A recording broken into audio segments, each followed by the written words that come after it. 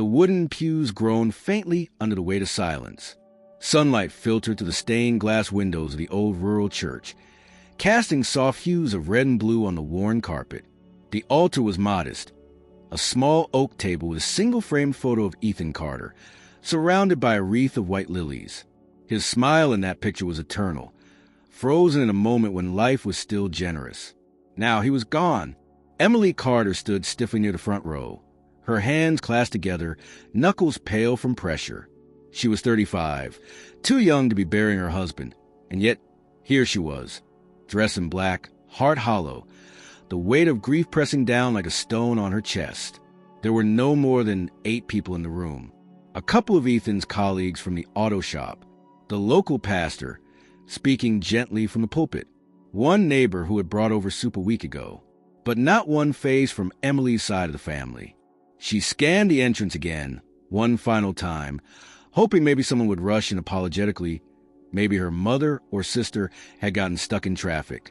But the double doors remained closed. Outside, the wind rustled the branches of the large oak that stood beside the cemetery. Ethan's casket had already been lowered into ground earlier that morning.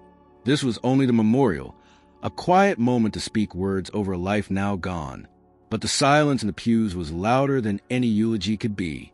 The pastor concluded with a verse Ethan used to mention, something about love enduring all things. Emily didn't hear it clearly. Her mind was a blur of images. Ethan laughing at the breakfast table, reaching for her hand in the movie theater, humming while brushing his teeth.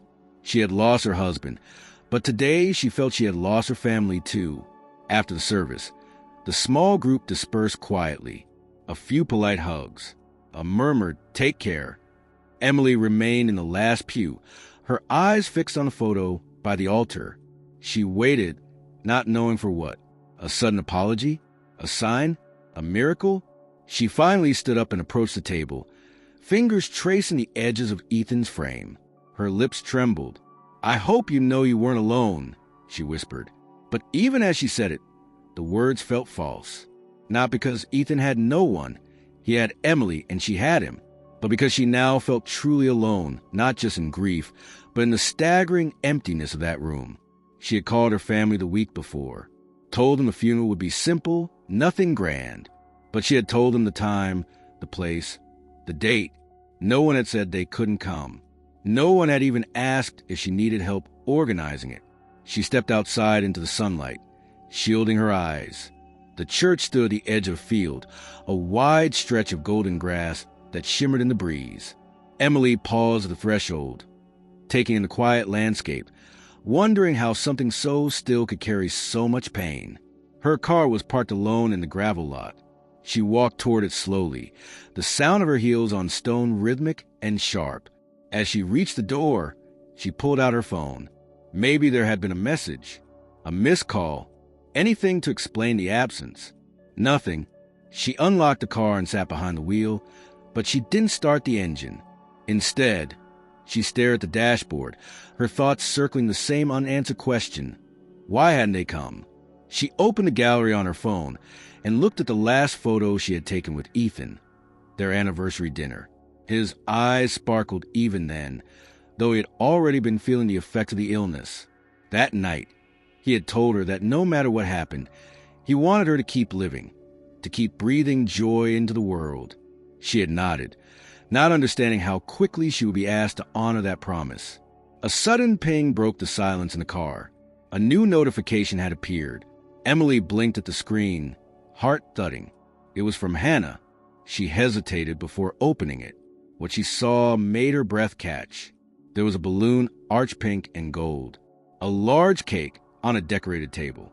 Smiling faces, her mother, her brother, her sister. Laughter frozen in motion. Drinks raised. And beneath it all, the caption, "Happy birthday, Dad. So grateful we're all together again."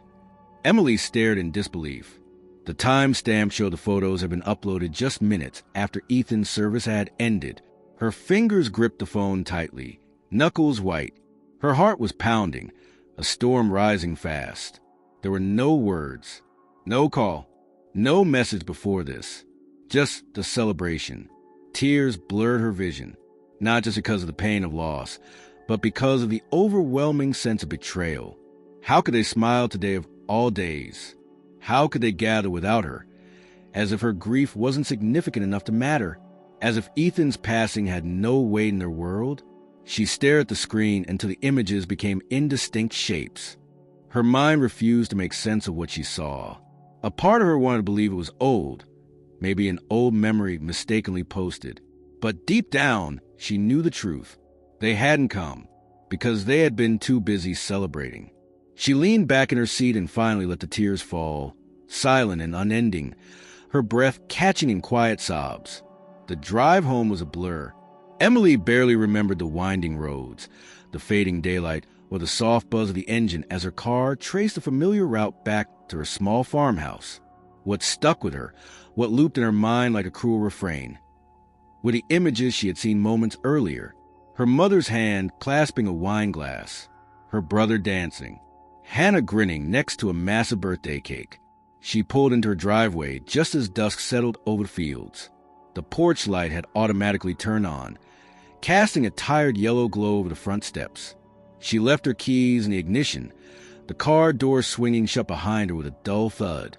The silence of the countryside, normally a comfort, now felt oppressive. Not the quiet peace, but the absence of presence. Inside, the house still smelled faintly of Ethan's cologne. It hit her as soon as she opened the door, the scent wrapping around her like a ghost she couldn't touch. She dropped her purse on the table, kicked off her shoes, and collapsed onto the couch without turning on the lights. Her phone buzzed again, a soft vibration on the cushion beside her. Another notification, another photo. She didn't want to look, but her hand moved on its own. The image was from Hannah's story. Now, the group was gathered in the backyard, fairy lights strung from tree to tree.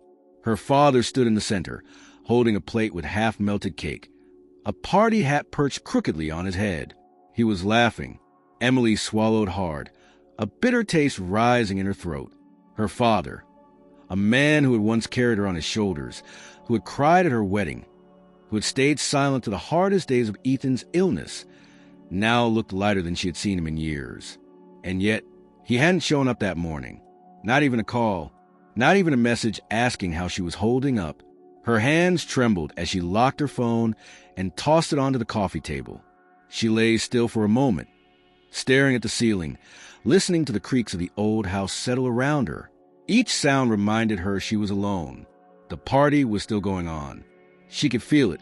Somewhere out there, not far away, they were still smiling, still laughing, still celebrating, as if today were just any other day. She sat up slowly, blinking into the dimness. The ache in her chest had shifted, not softer, just different. She wasn't only sad. She was angry, furious even, and under that, something colder, something dangerously close to resentment. Emily rose from the couch and went to the kitchen. She poured herself a glass of water, drank half, and stared at the calendar hanging by the fridge. The date was circled in red. Ethan's funeral. She had marked it weeks ago. Her hand moved automatically to the phone again. She opened her message history with Hannah. The thread was sparse. A few shared pictures from last Christmas. One long message Emily had sent about Ethan's condition in June. Hannah hadn't replied. She scrolled further. There it was, the funeral details, sent the previous Saturday. She stared at the message, then clicked into the group chat titled Carter Family. As she scrolled through the list of participants, her stomach sank. Her mother's number was missing. So was her father's, and Hannah's, and both her brothers. Somehow, she had sent the invitation to the old family group, one she hadn't used in over 2 years, ever since the numbers had changed after a failed family vacation that ended in shouting and silence. She hadn't noticed. No one had noticed. She put the phone down carefully and stepped away, gripping the edge of the kitchen counter. The room felt too small, the air too thick, the grief, already sharp, now twisted with self-blame. But still, why hadn't they reached out? Why hadn't they called just to check in, to confirm, to say something? Anything? The doorbell rang. Emily froze. It was past 8 o'clock. No one ever came by unannounced, not this late. She crossed the living room slowly, heart thudding, and peeked through the front window. There was no one there. The doorbell rang again. She opened the door cautiously, expecting maybe a neighbor or a delivery dropped at the wrong address. Instead, there was an envelope taped to the door. She looked around, but the porch and surrounding yard were empty. The envelope was unmarked, plain white, sealed. Emily took it down and stepped inside, locking the door behind her.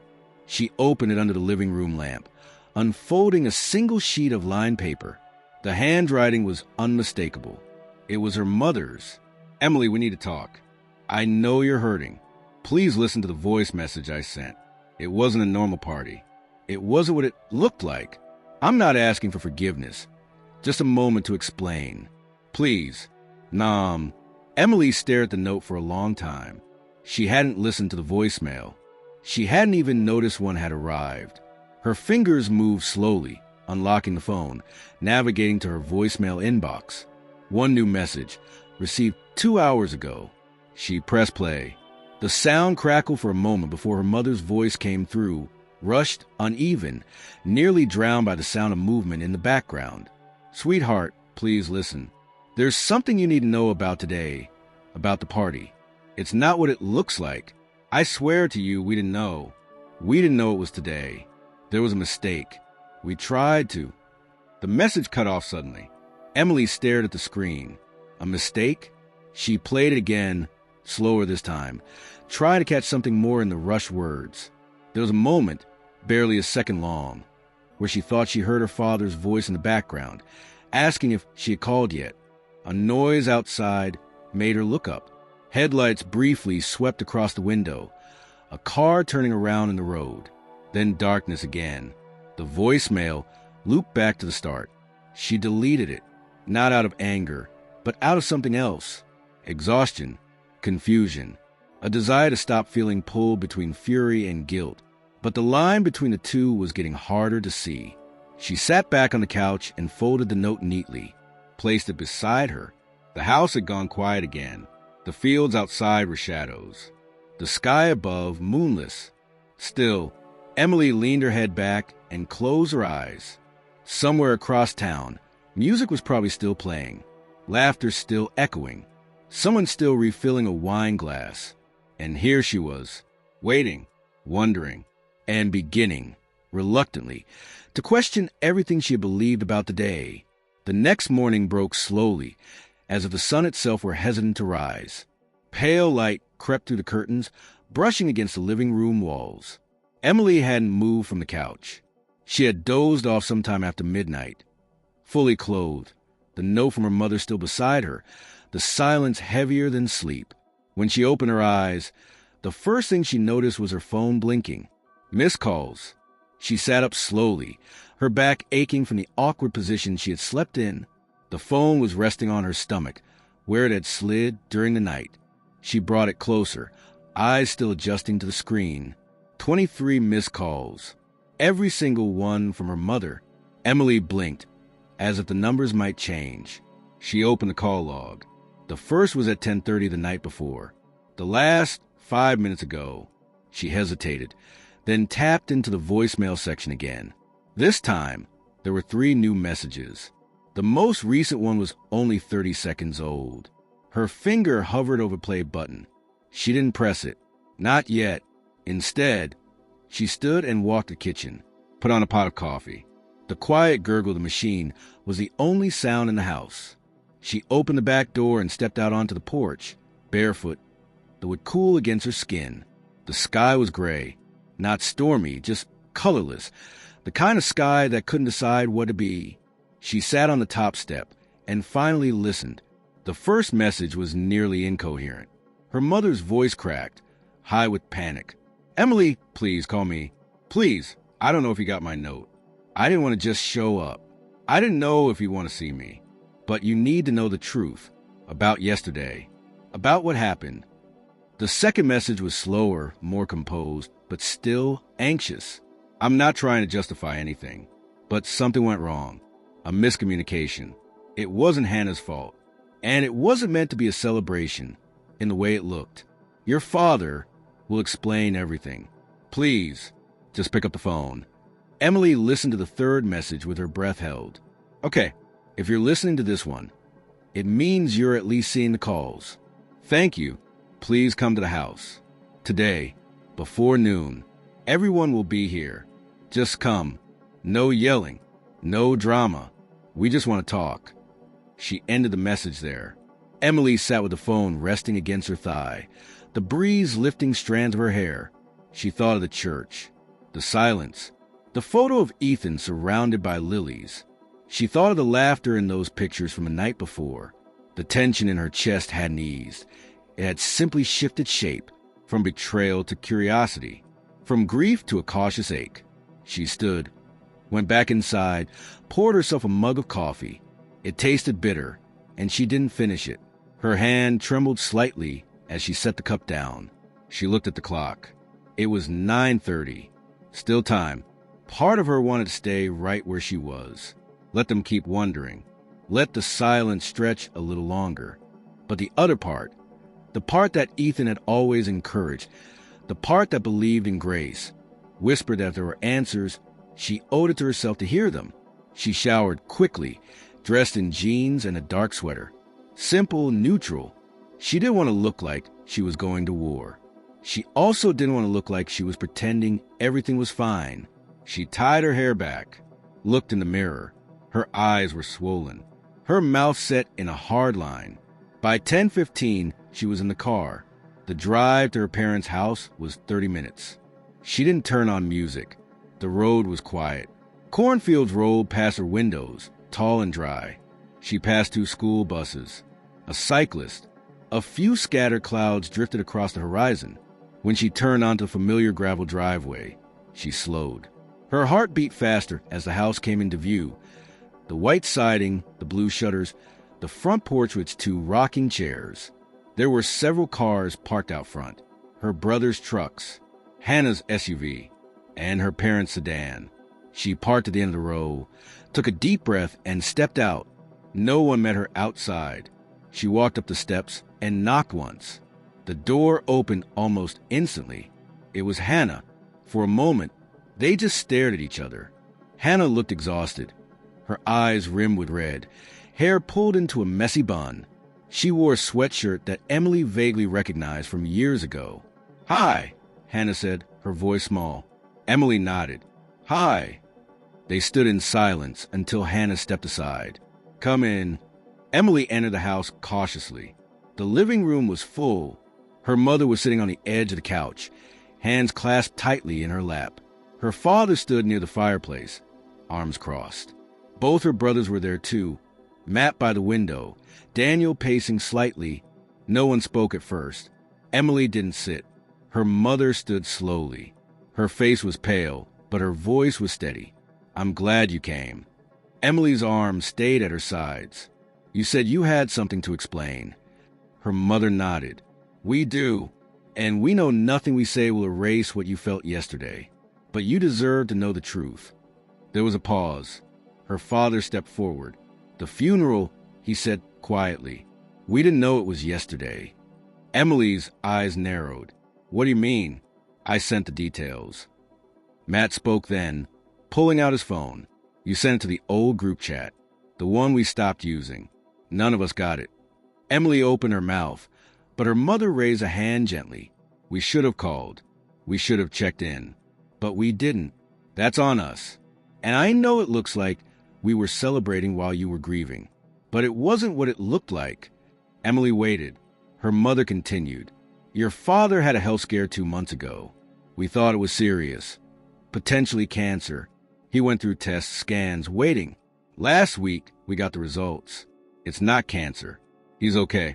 We were relieved, and we decided, quietly, to do something just for us. Not a party, just a dinner. Hannah added, "It was supposed to be small, but then word spread. Friends showed up. People brought decorations. It turned into something it wasn't meant to be. And by the time we realized what was happening," Emily interrupted, voice cold, "you were already celebrating." Her mother nodded. "Yes. And then, later, we saw your post, and we realized what had happened." Daniel looked at Emily. "I tried calling right after, So did Mom. We didn't know how to explain. Emily stood in the center of the room, absorbing it all. The timing, the photos, the silence. She believed them. Or at least, she believed that what they said was possible. But belief didn't cancel the pain. "I buried my husband," she said quietly, "and not one of you was there." No one replied. Her voice broke slightly. He was part of this family. He deserved more than your silence. Her father stepped forward. "If I had known, Emily, I would have shut everything down. I would have come. I swear to you." She looked at him, and then, finally, she sat. She didn't say anything more. Neither did they. But for the first time in 2 days, they were in the same room, and no one was pretending anymore. Emily didn't say goodbye when she left her parents' house. She simply stood, nodded once, and walked out the door without looking back. No one tried to stop her. The explanations had been given, the apologies whispered or implied. But words weren't enough, not yet. The drive home was longer than she remembered. Each familiar landmark, the old mill, the rusted water tower, the closed diner at the edge of town, seemed more distant now, like echoes of a life she no longer fit into. The day was overcast, a dull blanket of gray clouds stretching endlessly above, pressing down on the world. When she pulled into her driveway, her house felt colder, not in temperature, but in presence. She stepped inside and locked the door behind her, not because she feared anyone would come, but because she needed the sensation of shutting something out. Her coat slid off her shoulders onto the hallway bench, forgotten. Her bag dropped beside it. The living room looked exactly as she had left it. Quiet, neat, untouched by the chaos that had been unraveling in her mind. The couch where she had slept, the half-drunk cup of coffee on the table, the note from her mother, still there, still folded, still waiting. She walked into the kitchen, poured a glass of water, then changed her mind and emptied it into the sink. Nothing seemed right.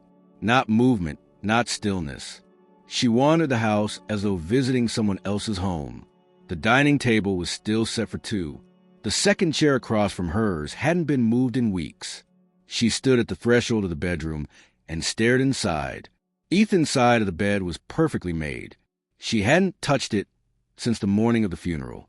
His reading glasses were still on the nightstand, a pair of worn slippers just beneath it. Emily sat on her side of the bed and rested her head in her hands. The silence in the house was no longer the kind that invited peace. It was oppressive, swollen with things left unsaid. After a few minutes, she stood and walked to the closet. She opened the door and took out a shoebox from the top shelf. Inside were scattered mementos, movie tickets, notes, postcards, and at the very bottom, a flash drive. Ethan's handwriting labeled it simply, "For M." She had forgotten about it. Heart pounding slightly. She brought the drive to the office room and plugged it into her laptop. It took a moment to load. Then a single folder appeared. Letters. She opened it. There were 6 files, all Word documents. The dates ranged from 2 years ago to only a month before his death. Each title with her name and a word beside it. Hope, laugh, fall, future, alone, and the final one, always. She clicked on the first one. The text opened slowly, as if even the machine hesitated. Emily, if you're reading this, it means I'm gone, and I'm sorry. I know you hate surprises, especially the kind that come after someone's death. But I needed to leave something behind. Something of me that wasn't just a memory. Something that talked back. This one's about hope. Because I know you. I know how the world seems to stop when you lose something you love. But it doesn't. It stumbles. It sways. But it doesn't stop. And neither should you. Please don't disappear. Don't retreat into that silence I know too well. Let the pain come. Let it break you if it must. But then, come back. Come back to life. Emily read the rest slowly, tears sliding down her cheeks, silent and unchecked. Ethan's voice, though written, echoed clearly in her head. Each word was a thread pulling her from a numb haze that had settled over her life. She didn't open the other files. Not yet. One was enough for tonight. She closed the laptop and returned to the living room. It was still early afternoon, but the light outside was already dimming, shadows lengthening across the yard. She pulled a blanket around her shoulders and sat on the couch, staring at the empty space across from her. Her phone was on the table. She hadn't turned off the notifications. Another message blinked across the screen, a group photo from a night before. Someone had tagged her in it now. Probably Hannah. Probably trying to soften the memory by including her retroactively. It stung. She turned the phone over, screen down. The room was too quiet. She stood and walked to the back of the house, toward Ethan's shed. It hadn't been opened since he passed. She paused at the door. The padlock was still there, keys hanging from a nail just inside the mudroom. She retrieved them, unlocked the door, and stepped in. The scent of wood, oil, and old paper filled the air. Ethan's projects, unfinished and untouched, rested exactly where he had left them. A model boat, halfway sanded. A small birdhouse frame. A set of tools arranged with obsessive precision. She ran her fingers over the workbench, dust clinging to her skin. In the far corner was a stack of boxes labeled for Emily. Not the flash drive. Something else. She opened the first one. Inside were sketchbooks. She didn't know Ethan had drawn, but there they were, dozens of pencil drawings. Most of them were of her. Some unfinished, some detailed. One in particular showed her sitting on the porch, staring into the field. He had captured her posture perfectly, her sadness, her stillness. In another box, letters. Real letters. Handwritten. Each sealed in an envelope. Some addressed to her. Some to other people. Her parents. Her siblings. She froze. She picked up the one labeled to the Carters. She turned it over, hesitated, then slipped it open. To the family that gave me more than I ever expected. I know I wasn't always easy to welcome. I married your daughter, and with her came all the mess, all the trials, all the quiet nights of worry. But I want you to know that I felt loved. Deeply, even in silence, even when words failed, I knew I belonged. If I'm gone now, don't let her carry this alone. She'll pretend she's fine. She'll carry the whole world on her back before asking for help. So don't wait for her to reach out. Go to her. Sit with her. Let her be angry. Let her cry. But stay. Stay. Emily's hands trembled. She folded the letter slowly and placed it back inside the envelope. The silence in the shed was different. It wasn't empty. It was full of him. She closed the boxes gently and stood for a long moment before leaving. As she locked the door behind her, she realized something had shifted. Not peace. Not closure, but space. Space for something else to begin. Back inside, she sat at the kitchen table and pulled out a notepad. She didn't know what she was going to write yet. Maybe nothing. Maybe just her name. But she needed to move her hands. To do something. To let something flow. Outside, the sky began to lighten just slightly, as if the sun had remembered how to shine. The morning after visiting the shed, Emily woke up before dawn. She hadn't planned it, hadn't set an alarm. Her body simply refused to sleep any longer. Her bedroom was still wrapped in shadows, but her mind was already racing, pulling her toward things left half-finished, half-said. She sat up in bed and reached for the flash drive again. The folder on her laptop remained open from the day before. The files listed in that quiet, almost reverent order. Hope, laugh, fall, future, alone, always. She hovered the cursor over the second file. Laugh, but paused. She wasn't ready. Not yet. Instead, she opened her phone and went to her voicemail inbox. The old messages from her mother were still there. She had listened to them already once, twice, some 3 times, but something about the fragmented message from 2 nights ago still pulled at her. The first few seconds were etched in her memory now. Sweetheart, please listen. There's something you need to know about today, about the party. It's not what it looks like. I swear to you we didn't know. And then the silence, the abrupt end. She replayed it again, turning up the volume, focusing on the background. A clatter of dishes, someone murmuring, and just before the audio cut, a sharp noise like a phone hitting a surface, followed by the faintest sound of her mother saying, "Wait, and then nothing. Emily frowned. Had the message been interrupted accidentally? Or had something happened in the room while her mother was recording it? She leaned back in chair and closed her eyes. There was something unnatural about the cutoff. Not like a call ending because of a drop signal. More like someone had taken the phone away or stopped it on purpose. She opened her messages and sent her mother a quick text. Did something happen while you were recording that voicemail? The one you left the night of the party. She didn't expect an immediate answer, but her phone buzzed a few seconds later. Mom, yes? I never told you. Hannah stopped me. Emily stared at the screen. Her fingers moved before she could second-guess herself. Why would Hannah stop you? The typing bubbles appeared, then vanished, then returned again. Mom, she didn't want to tell you that night. She said it would only make things worse. That we needed to talk to you in person. She made me promise not to send anything else. Emily's chest tightened. She stood from the desk and began pacing the room. Worse than what? What weren't you supposed to tell me? This time, the reply took longer, almost a full minute. Mom, it wasn't a party for Dad.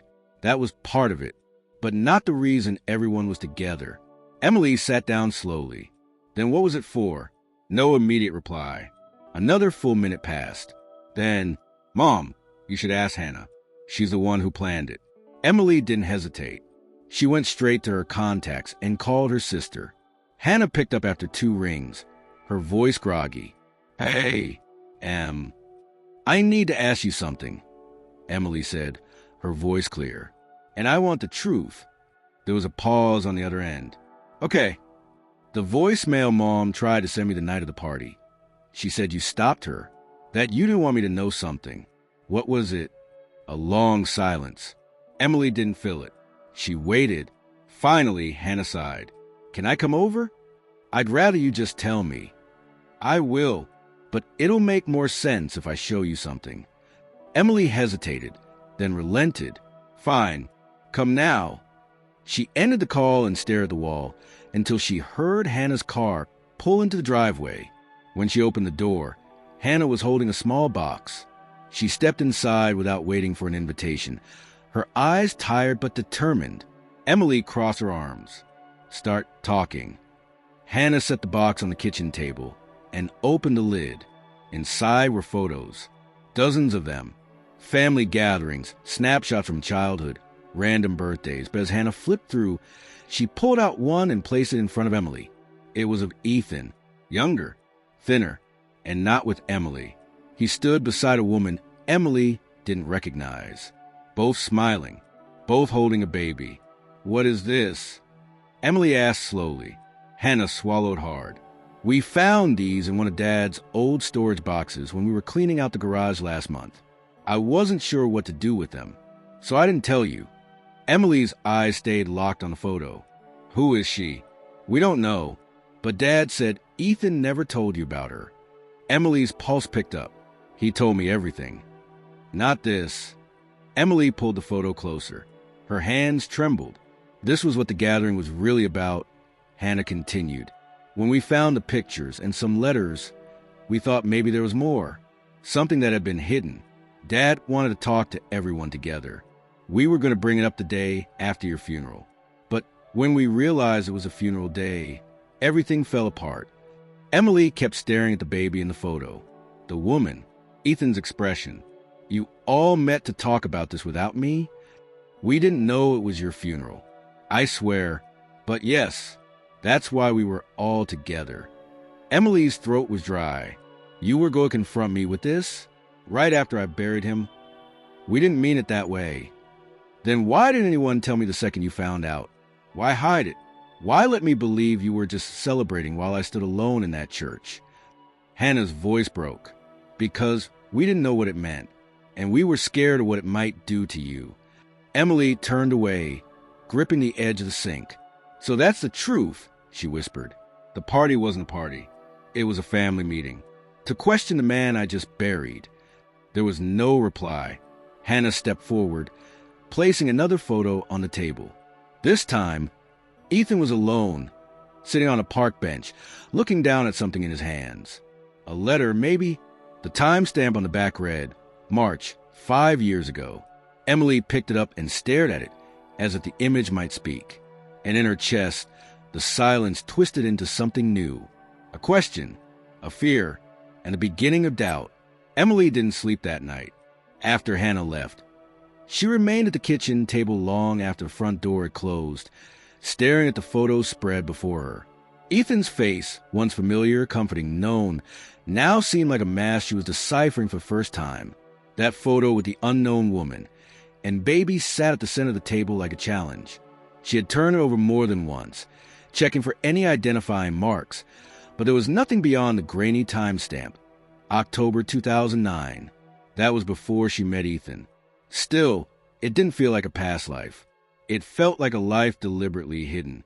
She sat in silence until dawn, fingers tracing the edge of the image, the unanswered questions swelling in her chest like bruises. By the time morning light pushed its way through the windows, she felt hollowed out. The familiar rituals, coffee, a quick rinse, pulling on her coat, all felt mechanical. She didn't remember making any of those decisions. Her body simply moved, but her thoughts refused to. The knock at the door came just after 10 o'clock. Sharp, intentional. She paused in the hallway, heart suddenly racing. Hannah again? Her mother, maybe? But when she opened the door, it wasn't family. It was a woman, mid-30s, tall, dark hair pulled into a low braid. She wore a beige coat, dusty at the cuffs, and her eyes were careful, like she had been rehearsing this moment all morning. "Are you Emily Carter?" the woman asked, voice soft but firm. Emily hesitated. "Yes."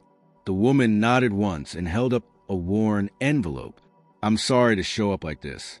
My name is Claire Nolan. I think we need to talk." Emily didn't move. Her eyes flicked to the envelope, then back to Claire's face. The woman didn't flinch. "Do I know you?" Emily asked. "No," Claire said, "but I knew Ethan." The name hit like a stone to the chest.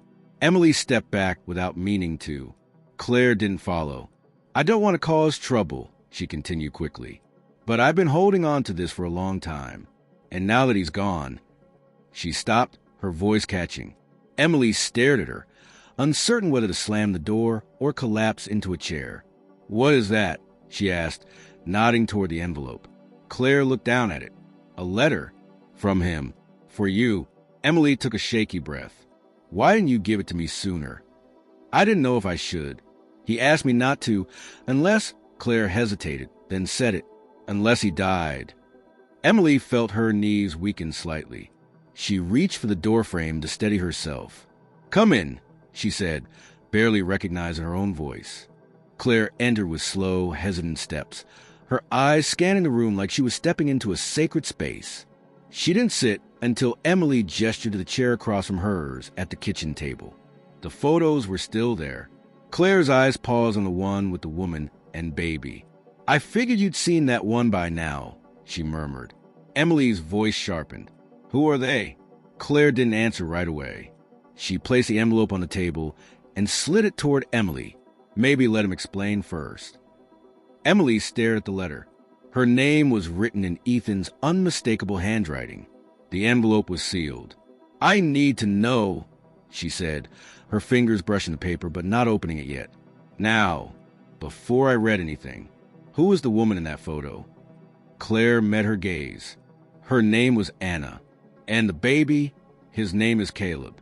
He's Ethan's son." The words didn't echo. They landed. Heavy.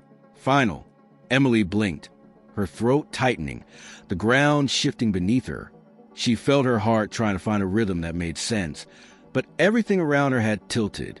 "You're saying Ethan had a child before me?" Claire nodded. "Yes. He met Anna in Toledo, back when he worked construction. It wasn't serious. At least, that's what he told me. But she got pregnant, and he didn't find out until months later. By then, she had moved out of state. And you?" Emily asked. "Were you to them?" Claire hesitated, then said quietly, "Anna was my sister. She passed away 2 years ago. Cancer." Emily sat back, stunned. "And the boy?" she asked. "Lives with me now. He's 13. Emily pressed her fingers to her temples. 13, she repeated. Claire nodded. Ethan knew. He found out shortly before Anna died. She contacted him again when her health worsened. She didn't want Caleb going into the system. And Ethan, he was overwhelmed. He didn't know how to tell you. He said he would, eventually, but it never felt like the right time. Emily swallowed hard. So he just kept it for me? Claire's voice was gentle. He loved you. I don't say that lightly. He spoke about you constantly. But I think he was afraid of how you'd see him, of what it might mean for your marriage. Emily picked up the envelope but still didn't open it. She stared at it, as though it might catch fire in her hands. Why now? She asked. Why bring this to me now? Because he asked me to, Claire said. He wrote it after Anna died. Gave it to me with instructions. If anything happened to him, I was to bring it here, and if you ever wanted to meet Caleb, he left that choice to you. Emily sat in silence, every part of her vibrating with questions that had no shape, no place to land. Claire stood slowly. I won't stay. I didn't come to pressure you, just to honor what he asked. She handed Emily a small slip of paper, her phone number, if you want to talk, or if you want to meet him. Emily nodded slowly, numb. Claire walked to the door, paused once, then left. The door clicked shut, and Emily was alone again. She looked down at the letter. Then finally, she broke the seal. The letter was handwritten, not typed, not dictated.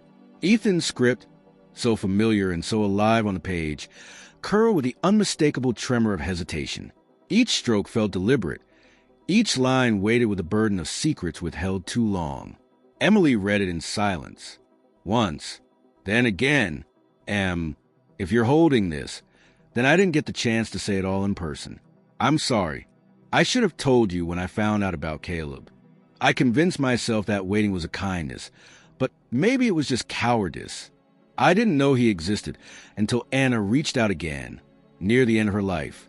She didn't ask for anything at first. No money, no promises. Just that I acknowledge him. And I did. I met him once. He didn't know who I was then. He still doesn't. But I saw him. I saw myself in him. And I saw the burden it would place on you. I wanted to tell you, but I was afraid you'd look at me differently, that you'd feel like our life was enough, or that I had hidden something because I didn't trust you. The truth is, I've never trusted anyone more than I trust you. But I also couldn't bear to shake the foundation we built. I don't know what the right thing is anymore. I just know I wanted you to have this truth before someone else delivered it. If you decide you want to know him, really know him, Claire will be there. I made arrangements. Forgive me for not saying this sooner. I love you. I always have. Ethan. When she finally folded the letter, Emily didn't cry. Not right away. The tears came later, after the numbness had passed, after she had sat for nearly an hour tracing the creases of the envelope and wondering what kind of man she had married. Not because she doubted his love. She didn't. But because now that love was entangled in silence, in choices made without her. The following day, she drove out to the cemetery. It was overcast again, the sky heavy, as if mirroring the ache in her chest. She knelt by Ethan's grave, the headstone still new, the grass around it still settling from the burial. No flowers this time. No letter. Just her, "You should have told me," she said aloud, the wind carrying her words into the open field. I could have handled it. I would have been angry, yes, hurt, of course, but I wouldn't have walked away from you. Her voice cracked. I was never afraid of your past, Ethan. I was afraid of losing pieces of you without knowing what they meant. She sat with him for a while, until the wind turned colder, until her skin prickled from the chill. By the time she returned home, it was nearly noon. Her phone buzzed as she entered the kitchen. A text from her father. "If you're ready, we'd like to talk." All of us. No pressure. Just clarity.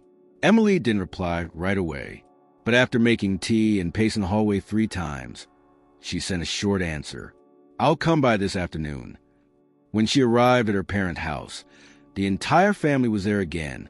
The tension this time was different, not hostile, but hesitant, like everyone was trying to gauge what version of Emily they were about to meet. She took a seat in the armchair. Her mother brought her tea without asking. Her brothers remained quiet. Hannah sat closest to her, watching her carefully. Her father was the one who spoke first. "We didn't know how to approach this," he began, "because none of us wanted to make things worse. But now that you know, it's important we tell you what happened from our side, the full truth." Emily said nothing, only nodded. Her father exchanged a glance with her mother, then continued. About a week before the funeral, before Ethan passed, Hannah came over with some documents she'd found while cleaning out the attic in her place. Old boxes. Some of them were from when you and Ethan helped us during the move years ago. That's how she found the photo. Hannah picked up the thread. And then we found the letters. From Anna, the ones he wrote to her. Some from Anna to Ethan, too. We weren't sure what to do. But one line stood out. She said, "Thank you for meeting him," and mentioned Caleb by name. That's when we realized Ethan had met the boy recently. Daniel cleared his throat. "We didn't know if you knew. You never talk about a child. And it didn't feel like our place to confront you. But at the same time, we couldn't ignore it." Matt added, "So Dad suggested that we hold a meeting. Just the family. Quiet, respectful. To go over what we had and decide if, or how, to talk to you about it. That's why we were all together that day. We were supposed to meet the day after the funeral. But we didn't get the date," Hannah said softly. And when we realized it was already too late. Emily sat quietly, absorbing it all. "So it was never a party," she said. "No," her mother answered. "The decorations, the laughter, it happened after, once we all got together and tried to make sense of the letters. It turned into something else, a momentary escape. Maybe an accident, not a celebration." Emily looked at her siblings. Each of them seemed weighed down, not by guilt alone, but by the burden of something they hadn't known how to carry. "And what do you want now?" she asked. "We want to support you," her father said. "If you decide to meet Caleb. If you don't, if you want help making sense of what Ethan left behind. Whatever you choose." Emily stood slowly. "I appreciate that, but I need time. I don't know what I'm going to do. I don't even know what I feel yet." Her mother nodded. "You don't owe us anything right now. Just know we're here." As Emily stepped outside into the late afternoon light, she felt no peace. Not yet. But for the first time, she felt she had a choice again. About what came next. About whether to open her life to this new reality or not. At home, she took out the slip of paper with Claire's number. She stared at it for a long time before typing a message. "I'd like to meet him." No answer came right away. She didn't expect one, but something inside her settled. Not resolved, not finished, just ready. The following morning, the wind changed. The kind of shift that didn't just stir trees but unsettled something deeper. Inside the chest, in the gut, in the unspoken corners of grief. Emily stood by the window, mug in hand, watching as early sunlight flickered to the maple branches. The sky was clear, deceptively gentle, but her mind was loud. She had received Claire's reply late the night before. "We're home most evenings. Come when you're ready." No pressure. No name was mentioned. Not Caleb's. Not Ethan's. Just a door, quietly opened. But something else had also been gnawing at her. Something that had refused to sit still since the conversation with her family. The group message. The old contact list. The missing invitation. She sat at her desk and opened her email. Her hands were slower than usual, like the way the truth made even typing a task she had to earn.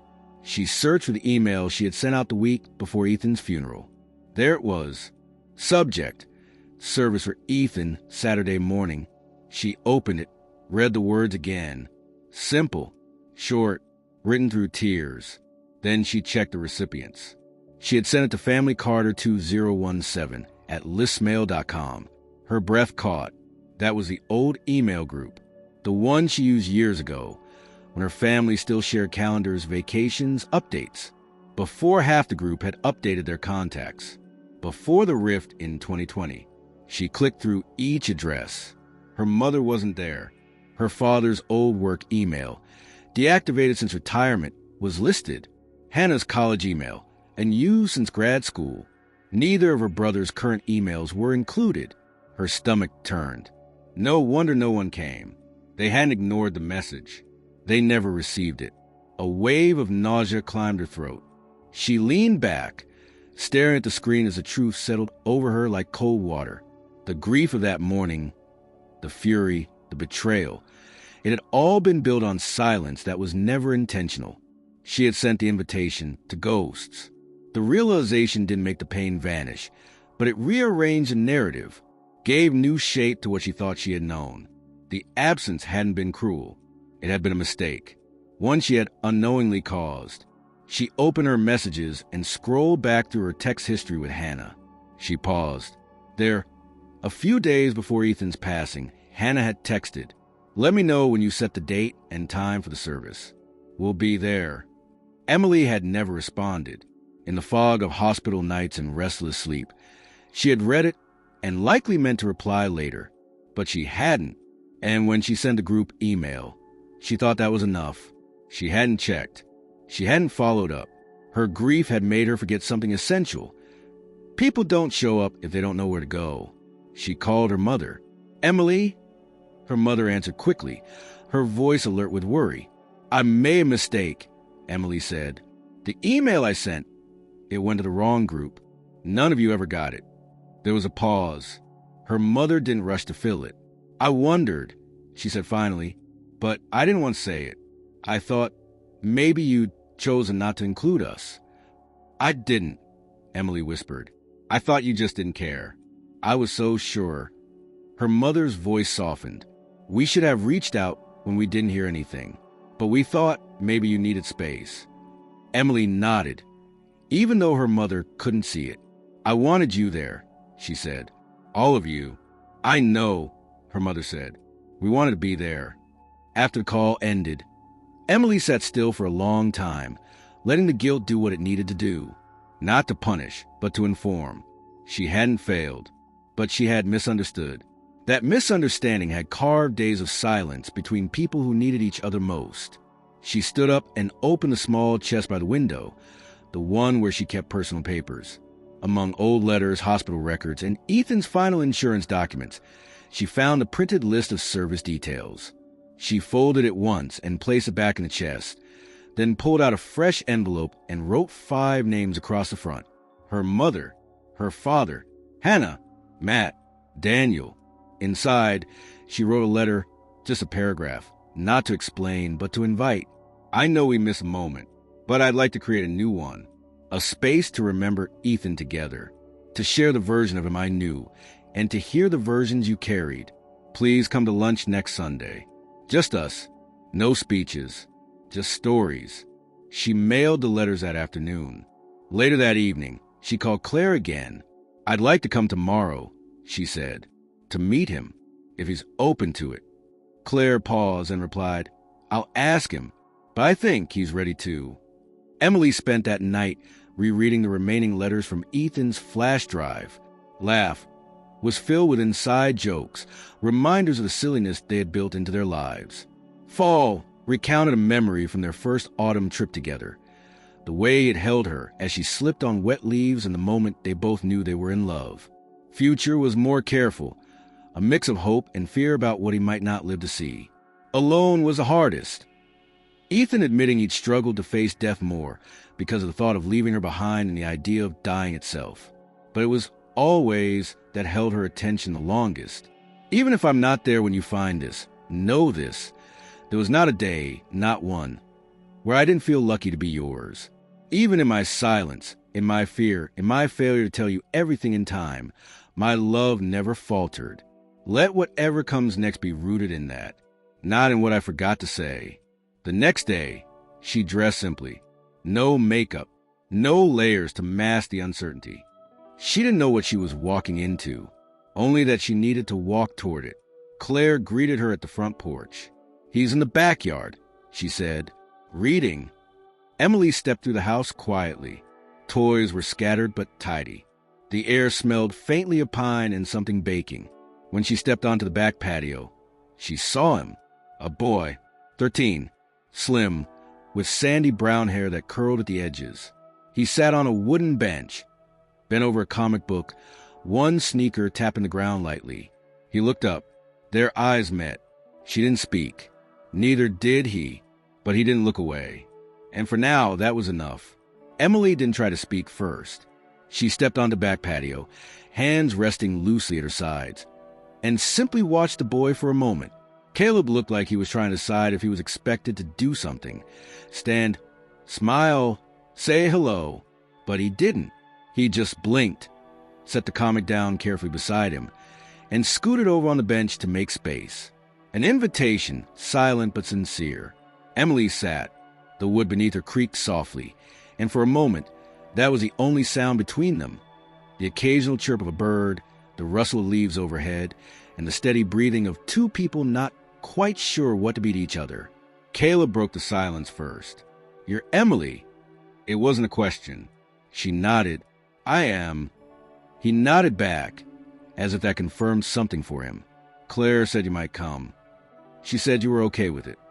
"I guess," he replied, shrugging. "It's weird, but I didn't say no." Emily allowed a soft smile. "It is weird. For me, too." He nodded again, then leaned back slightly, his fingers tapping rhythmically against the bench. "She also said you were married to him." Emily felt the breath catch in her throat. She nodded again. "Yes, Ethan. He was my husband." Caleb didn't look at her right away. He kicked at the ground gently with one shoe, then finally asked, "Was he nice?" Emily's eyes stung at the simplicity of the question. "Yes," she said. "He was kind, funny, stubborn. He made everything feel like it mattered." Caleb considered this. "Claire said he only met me once, that he didn't know about me until after my mom got sick." "That's true," Emily said softly. "He didn't tell me either, not until after he died. I think he was scared." "Of what?" "Of hurting me, of not knowing what to do, maybe even of not being the man he wanted to be in that moment." Caleb seemed to absorb this, then picked up the comic again. "I don't really remember him," he said without looking up. "I was little, maybe 5. There was a guy who gave me a model spaceship once. I think that was him." Emily smiled, surprised. "That sounds like something he'd do." "He didn't talk much. He just sat with me. We didn't even build it, just looked at the pieces. He liked that kind of quiet," she said. "Yeah," Caleb replied. "Me too." They sat like that for a while, not in silence, but in something gentler. Emily didn't try to define what she was to this boy, or what he was to her. She just let the space between them be real. After a while, Claire stepped onto the porch, holding 2 glasses of lemonade. She gave one to each of them, then sat on the porch steps, close enough to be present but far enough to give him space. "I didn't think I'd meet anyone else connected to him," Caleb said, sipping slowly. "It's like he was a story I kind of knew but never got to read." Emily turned to face him. "Do you want to know more about him?" He nodded. "I have letters, photos, stories. If you ever want them, they're yours." His eyes didn't meet hers right away, but he nodded again, this time more surely. Later that evening, as she drove home, Emily felt something settle in her chest. Not resolution, but relief. Caleb was not a burden, not a shadow. He was his own person, full of curiosity and stillness, and somehow a mirror to parts of Ethan she hadn't seen in years. Her house was quiet when she arrived, the kind of quiet she'd once resented. Now it felt optional, temporary. She made tea, curled up in the corner of the couch, and opened her notebook. The first page held her notes for Ethan's memorial, the one she never really delivered. It was meant to be short, a list of his favorite things, a quote from a book he loved, a small paragraph about his laugh. She turned the page. This one she would write fresh. A letter to Caleb, maybe, or to herself. She didn't know yet, but she was ready to start. The next day, her father called. He didn't ask questions, just said, "Can I come by?" She said yes. When he arrived, he brought a pie, the kind Ethan liked. Peach, cinnamon, slightly burnt around the edges. He didn't comment on how quiet the house was. He didn't look around for signs of grief or recovery. He just sat across from her at the kitchen table and said, "I've been thinking about the past week, and I need to tell you something." Emily waited. "I should have called," he said. "When we didn't hear from you, I should have driven out, knocked on your door, made sure everything was all right. But I didn't, and that's on me." Emily opened her mouth, but he raised a hand. "Let me finish." She closed it again. "I assumed silence meant you were shutting us out. I didn't consider that maybe something had gone wrong. Technically or emotionally, I let pride get in the way of being present." He looked at his hands for a long moment. "Your mother said something to me the other night.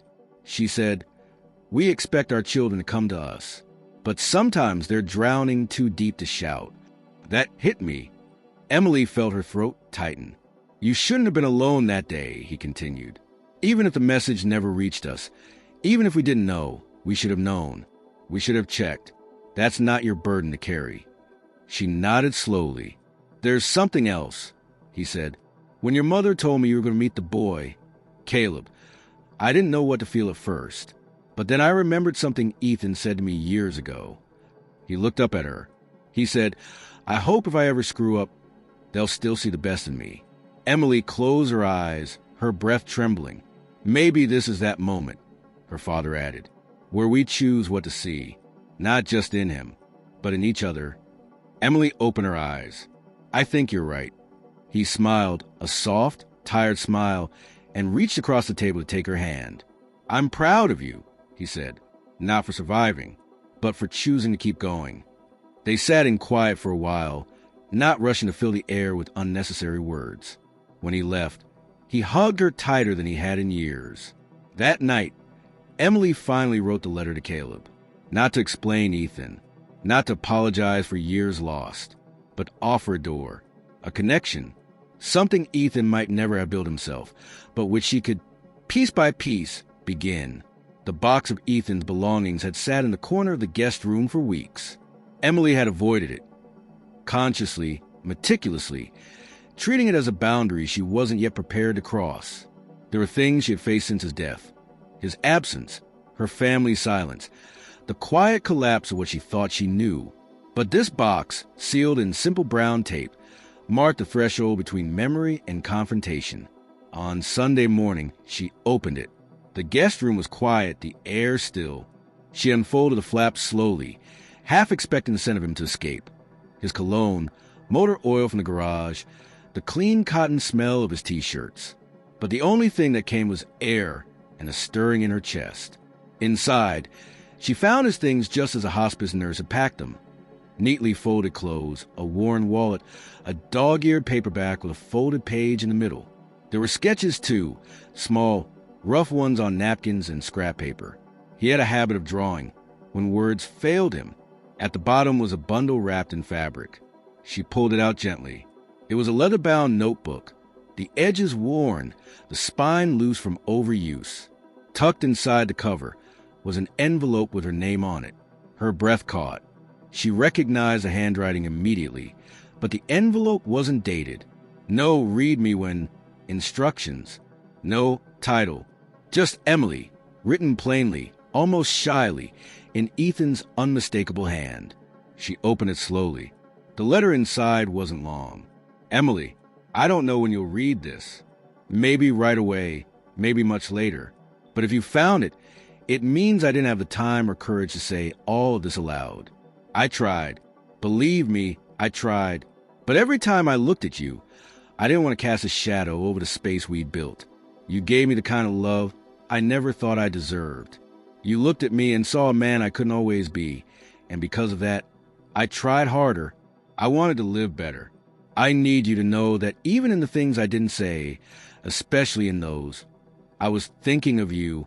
I kept something from you, and I regret it, not just because it hurt you, but because it kept a part of my life from being shared with the person I shared everything else with. His name is Caleb. He's mine, and I was too afraid to tell you. Not because I didn't trust you, but because I didn't know what it would do to us. I met him once. Just once. He didn't know who I was. He just laughed at a joke I made and showed me a drawing of a spaceship he wanted to build. I saw you in that moment, the way you see possibility in things not yet built. He deserves to know where he came from. And if you can bear it, I'd like him to know something else too. what it means to be loved by you. I trust you with that. With him. With all of it. You've always been the best part of my life. I'm sorry for the silence, but thank you for everything else. Ethan. Emily didn't cry. Not right away. She pressed a letter to her chest and closed her eyes, letting the silence in the room hold her. It wasn't a silence born of loneliness. This one was sacred, full of the weight of what was left behind and what could still be carried forward. When she opened a leather-bound notebook, she realized it was Ethan's journal. He hadn't been consistent. Some entries were month apart, others mere hours. But every word, every sketch, every line bled with something real, honest, unfiltered. She read pages of his thoughts during the early days of his illness. Quiet frustrations about the diagnosis, his guilt over making her watch him fade. There were moments of hope, entries about treatments, conversations with doctors, the unbearable quiet of waiting rooms. And then came a page with only one line. She looked at me today like I was still whole. Emily's hands trembled. She turned the pages carefully, unsure what she was looking for, only that she wanted to keep hearing his voice. But one entry stopped her, dated July 14th. It was just a few weeks before he passed. Met Claire again today. She brought a photo of Caleb at his school art show. He looks happy. It's strange, watching someone whose part you live a life you've never touched. I don't know if I'll ever be brave enough to tell Emily. I don't know if I can. But I hope, if she ever finds out, it won't be from someone else. I hope she knows that love doesn't vanish because of a past you didn't expect. It grows. It learns. She taught me that.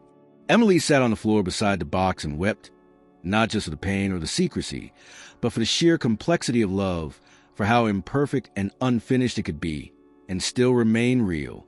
Later that day, she brought the journal and the letter to her father's house. Her family was gathered for the lunch she had proposed a week before, the one they all thought might never happen.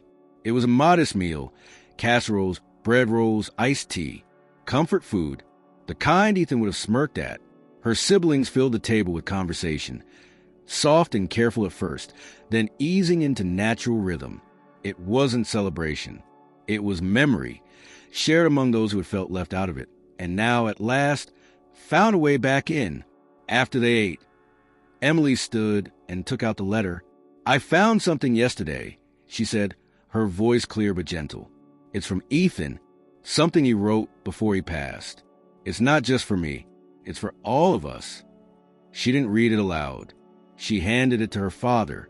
He opened it slowly, reading each line with quiet reverence. When he finished, he held it for a long time before speaking. He never stopped thinking of you, he said finally. Any of you. And this proves that even in the hardest moments, he didn't run from the people he loved. He just didn't always know how to reach them. He looked at Emily, his eyes misted. You gave him a good life. Emily shook her head. We gave it to each other.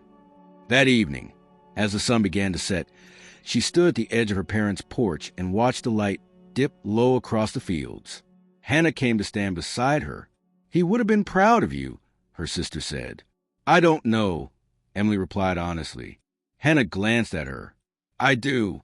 Emily didn't respond. She just breathed in the scent of warm earth and dusk and let the silence settle between them. This time not empty, but full of peace. The house was quiet, but not heavy. Not anymore. Emily stood in the kitchen, a towel slung over her shoulder, wiping her hands as she checked the pot simmering on the stove. The smell of rosemary and garlic filled the air, Ethan's favorite combination. She could almost hear him pretending to swoon whenever she cooked this particular dish, exaggerating his appreciation like he was reviewing it for a magazine. The difference now was that she wasn't cooking for just herself. The idea had come gradually, somewhere between grief and healing. A lunch, not formal, not rehearsed, but something rooted in memory, comfort, and community. Not everyone had the chance to be at Ethan's funeral. But now, with the silence broken and truth out in the open, Emily was ready to bring them back into her world, not as spectators of her mourning, but as witnesses to her resilience. She had invited them all, her mother and father, Hannah and her brothers, Claire, and Caleb. The doorbell rang. Emily wiped her hands again, straightened her blouse, and walked to the door. When she opened it, Claire stood there with a plate covered in foil. "Homemade pie," she said with a nervous smile. "It's not as good as your dad's, but it's got heart." Emily stepped aside to let her in. "That's all that matters." Claire entered, setting the pie on the counter. She glanced around, taking in the cozy space, the light filtering through the windows, the warmth of something that didn't quite feel like a memorial and didn't need to be. "He's just parking the car," Claire added, nodding toward the front. Emily didn't have to ask who he was. A minute later, Caleb stepped through the door, taller than she remembered from just a week ago. Or maybe it was just how he carried himself. A little straighter, a little more grounded. "Hey," he said, giving a small wave. "Hey," Emily replied. "You hungry?" He nodded. "I made Ethan's favorite." Caleb smirked. He had good taste. As the others began to arrive, her mother bringing a salad no one would eat, Daniel with 2 bottles of sweet tea, Matt grumbling that the traffic had been impossible even though the drive was 15 minutes. The house filled with the kind of hum that Emily hadn't heard since before Ethan got sick. Not noise, not chaos. Life. They gathered around the table. Plates passed, chairs pulled close. Conversation was hesitant at first, but then Hannah made a comment about the disaster that was Matt's attempt at making turkey last Thanksgiving, and soon laughter spilled into the spaces where silence used to live. Emily watched Caleb from across the table. He didn't say much, but he listened, watched, absorbed. Her father leaned over during the meal and whispered, "He reminds me of Ethan." Same quiet, same eyes. Emily nodded, unable to speak around the lump in her throat. After the meal, they moved to the living room. Her mother offered to help clean up, but Emily shook her head. "Let it sit," she said. "Just for now." Claire sat near the fireplace, sipping tea. Caleb explored the bookshelf, tracing his fingers across titles, occasionally pulling one out and flipping through pages like they might hold something meant just for him. "Ethan liked poetry," Emily said, approaching him. He raised an eyebrow. "Really?" She smiled. The kind no one admits to liking. Weathered, hopeful, stuff he pretended to mock but kept on his nightstand. Caleb held up a slim volume. "This one." Emily nodded. That was his favorite. He tucked it under his arm without asking if he could take it. She didn't stop him. In the corner, her father pulled out a worn photo album Emily hadn't seen in years. He opened it on the coffee table and gestured to the group. "Remember this?" he asked, pointing to a picture of a camping trip from the late 1990s. Everyone was there, including a much younger Ethan, wearing a flannel shirt and holding a burned marshmallow like it was a trophy.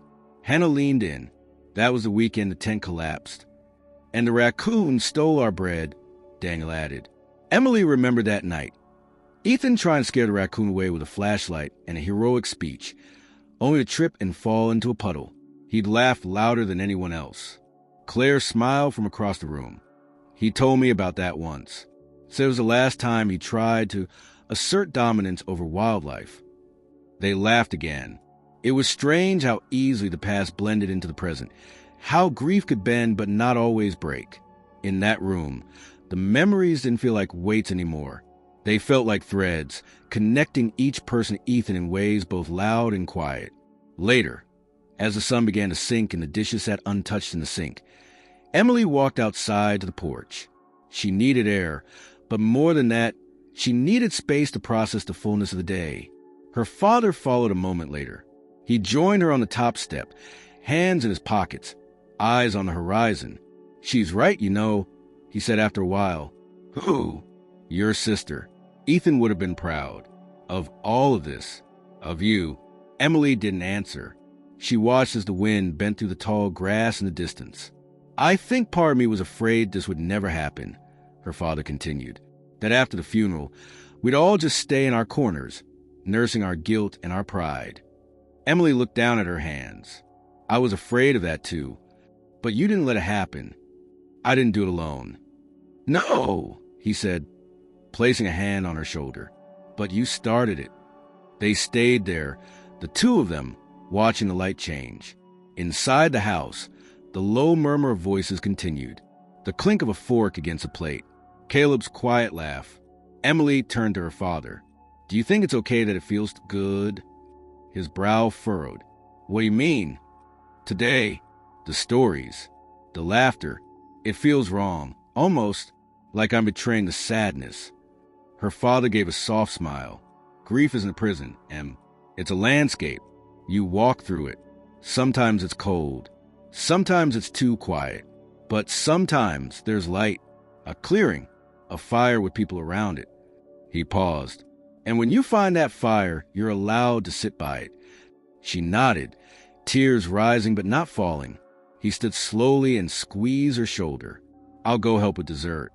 Emily stayed a little longer. The sky above was a deeper blue now, streaked with the first hints of dusk. For the first time since Ethan's death, she didn't feel like she was waiting for something to break, or explain itself, or be undone. She just felt, and that was enough. Inside, someone had started playing music. Not loud, just a record Ethan used to play while fixing things in the garage. It drifted out the open window, settling over the porch like a memory. Emily closed her eyes and listened. There was no dramatic shift, no epiphany that reset the world overnight. Instead, Emily's return to life unfolded like the slow blooming of something long frozen, quiet, deliberate, and fragile. She didn't begin with bold gestures or ambitious changes. There was no sudden trip, no packed bags or burning journals. What came instead were small decisions, ones that stitched each day back together, one at a time. She began by walking. Each morning, just after the sun had cleared the treetops, she slipped on her shoes, zipped her jacket, and stepped outside. The park near her home had once been a weekend ritual for her and Ethan. They would walk the trail in circles, passing the same bench, the same duck pond, the same twisted willow, never tiring of the repetition. It was the space where they talked about nothing and everything, sometimes in silence, other times with laughter that lingered long after the trees stopped echoing. The first time she returned to path, she walked alone, unsure if her feet would remember where to turn. But they did, around the second bend. She paused by the willow and placed her hand against its bark, not for comfort, just acknowledgement. She kept coming back. Each day, the walk stretched longer. She saw the same older couple feeding the ducks, the same teenage boy jogging with loud headphones, the same mother pushing a twin stroller uphill with silent determination. Familiar strangers, silent witnesses. She brought Ethan's journal with her one morning, found a bench, and read a single entry under the filtered light of early autumn. It wasn't profound, just Ethan ranting about the time their water heater broke and how he tried to fix it before calling the plumber, only to flood the laundry room. His handwriting slanted with frustration, but ended with, she laughed. I think that saved me from screaming. Emily smiled. That day had felt like a disaster then. Now it felt like a memory wrapped in gold. At home, she started organizing photos, not just putting them into albums, but curating them, tracing Ethan's life in the years before they met, into their shared years, and finally into the quiet ones where time became measured in treatments, doctor appointments, and whispered wishes. She cleared a shelf in the living room and created a small memorial. Not a shrine, nothing grand, just a space with 3 framed photos, a candle, and the carved wooden figure Ethan once gave her on a lazy Sunday, saying it looked like the two of them sitting back to back. Her family visited more often now, sometimes for dinner, sometimes just to drop something off, then stay longer than they intended. One night, Hannah brought over a stack of old home videos. Emily hadn't seen them in years. They sat cross-legged in the living room, watching on the small TV as grainy footage rolled. Christmas mornings, birthday parties, camping trips. And then, a surprise. A clip Emily didn't remember filming. Ethan, standing in the backyard, talking to the camera. He was mid-sentence, mid-laugh, wearing an apron covered in barbecue sauce. She thinks I'm overcooking the chicken, but she's wrong, he was saying. Completely wrong. This is culinary instinct, not guesswork. Emily, if you're watching this someday, remember, I was always right about the grill. Hannah laughed. Emily covered her mouth, tears springing to her eyes. The next morning, Emily emailed Claire. Would it be all right if Caleb came by one afternoon next week? No pressure. I just thought maybe he'd like to help me pick out photos of Ethan, or share a few he has. The reply came quickly. He'd like that. Just name the day. When Caleb arrived that Thursday, he didn't say much at first.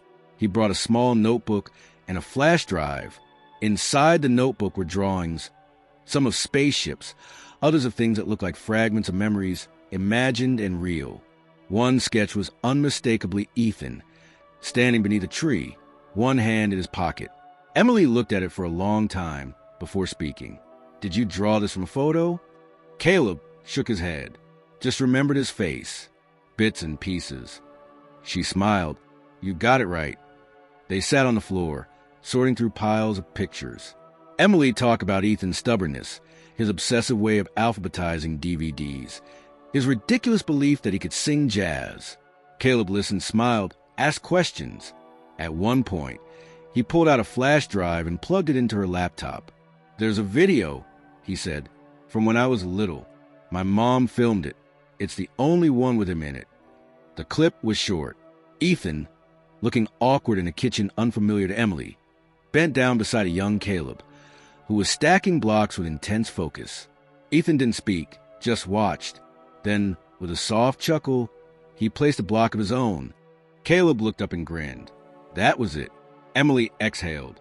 The scene was nothing extraordinary, but it was proof of presence, of effort, of connection, however brief. After Caleb left, Emily sat by the memorial shelf, lit the candle, and said quietly, "He's incredible. You'd be proud." The days continued, each one a little lighter. She returned to work on a part-time basis, easing back into the office where people greeted her with soft eyes and carefully chosen words. She didn't mind the caution. It meant they cared. She found herself writing again, too, not in her journal, but in letters, some addressed to Ethan, others to Caleb, one to herself. She didn't send any of them. That wasn't the point. Writing made space where silence once lived. On a cold evening near the end of the month, she hosted another lunch. This time, no special occasion, just warmth. Claire came again. Caleb brought 2 books and asked if he could leave one at her place. Of course, Emily said. You don't have to ask. He gave a small smile, just being polite. After everyone had gone, she washed the dishes slowly, savoring the quiet, the kind that followed laughter, not loneliness. And as she dried her hands, she caught a reflection in the window, not as a woman defined by grief, but as someone shaped by it, someone who had stepped through fire and found green things still grew on the other side. She turned off the lights, walked to the living room, and sat in the armchair beside the shelf. The candle was still burning. Tomorrow would come, like all the others. But tonight, there was peace. It was a clear morning, the kind that made the air feel soft even in its chill, the sun stretching across the horizon like it had nowhere else to be. Emily woke early, long before her alarm, and let the stillness settle around her. The quiet no longer pressed. It offered space. She dressed slowly, choosing her clothes without rush or self-consciousness. A light sweater, walking shoes, the scarf Ethan had given her during their last winter together. The one he insisted was too dramatic for him, but perfectly theatrical for her. She folded a letter and slipped it into her coat pocket. No envelope, just a single sheet. Words she had written the night before in one sitting, without edits, without rereading. Not to capture everything, but to release what mattered most. The flowers she carried were simple. Nothing ornate, just white tulips. The kind Ethan always had looked like they were trying to stand taller than they needed to. She drove with the windows cracked slightly, letting in the scent of the changing season. Fields on either side of the road were beginning to shift in color, the greens giving way to russet and gold. Birds darted low across the sky. A dog barked in the distance. The world was still alive. When she reached the cemetery, the parking lot was empty. She walked the path without hesitation now, her feet knowing the way by memory. The stone that bore Ethan's name came into view between rows of quiet markers, its surface warmed by the morning light. Emily knelt, brushed a few leaves away from the base of the stone, and set the tulips in a small metal holder beside it. She sat cross-legged on the grass, the letter still in her pocket. For a long moment, she didn't speak. Then, softly, she began. "I thought forgiveness would feel like letting you off the hook," she said. "But that's not what this is." Her voice didn't waver. It flowed easily, like something she'd been holding gently in her hands for a long time. "I was angry, not just because you kept something from me, but because you didn't trust me enough to carry it with you. I think that hurt more than the secret itself. But I see now that it wasn't about trust. It was about fear." She glanced at the tulips, then up at the clear sky. "I've met him, Ethan. Caleb, he's a lot like you. The good parts, the quiet strength, the stubbornness, too. He doesn't know yet what kind of man he's becoming, but I hope I could be part of showing him." She reached into her pocket and unfolded the letter. "I didn't write this to you," she said. "I wrote it to the part myself I thought I had to bury with you, the part that still wanted to believe there was more ahead." She set the letter at the base of the stone. It fluttered briefly in the breeze before settling. "I forgive you," she said quietly. "Not because I have to, but because I want to. Because holding on to what broke doesn't protect what we had. It only dims it." She stayed there for a while longer, not speaking, just listening. To the wind, the birds, the invisible hum of the world moving around her. When she stood to leave, she didn't feel lighter. She felt steadier. The path back to the car felt different now. Not shorter, but somehow less daunting. She wasn't walking away from something. She was walking with it. Later that week, she hosted Caleb again. This time, he brought his sketch pad and a half-finished model spaceship. Emily cleared space on the table, pulling out glue, brushes, small containers of paint she had picked up earlier that day. He talked more this time.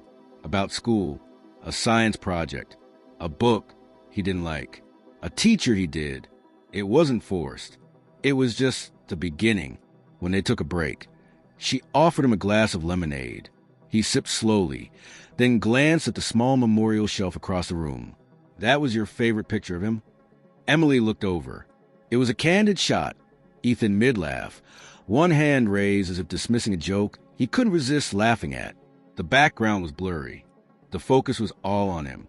"It is," she said. Caleb studied it a moment longer. "I think I'd like to draw that one," he said. She smiled. "Take a photo of it if you want." He nodded, pulled out his phone, and snapped the picture carefully. When Claire came to pick him up, she lingered at the door. "He likes being here," she said. "He doesn't say it, but I can tell." "He's welcome any time," Emily replied. Claire paused and added, "I wasn't sure this would work. I hoped, but I didn't expect it." "Neither did I." Claire squeezed her arm lightly. "Thank you." After they left, Emily sat by the window, watching as their car pulled away. She could still see the silhouette of Caleb in the passenger seat, flipping through his sketchbook. She turned back to her quiet house and lit the candle on the shelf. That night, she took out Ethan's journal one last time. She didn't read it. She just held it, ran her fingers along the worn cover, and placed it back in its box, not to hide it, but to preserve it as something sacred and finished. In her room, she slipped under the blankets and stared at the ceiling. Tomorrow would be just another day. But this day belonged to healing, to clarity, to peace.